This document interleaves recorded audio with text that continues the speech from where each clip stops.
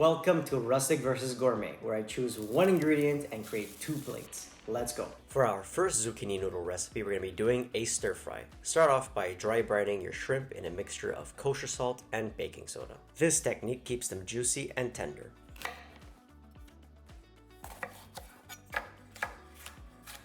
Moving on to our green onions. After separating the greens from the whites, I'm going to be slicing the whites diagonally, putting them at the beginning of the cooking and keeping the green tips chunky for some garnish. I'll then be using the zester to mince my garlic and my ginger. You'll find the teriyaki glaze recipe in the description area down below.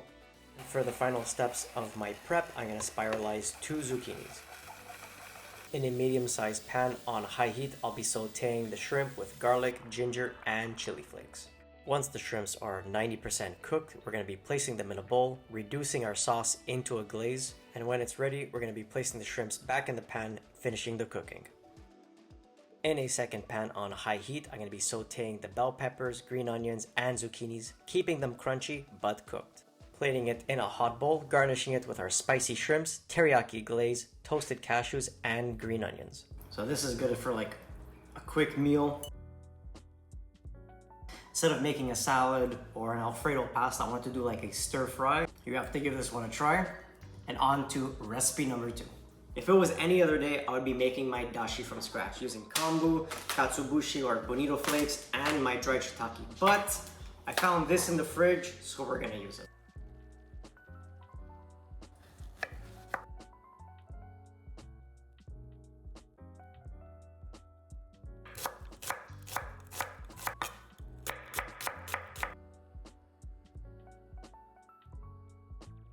So while the onions and shallots are sweating, the dashi is warming up, my miso infused cream is going at it. I'm gonna go warm up the barbecue. We're gonna go grill some zucchini and green onions.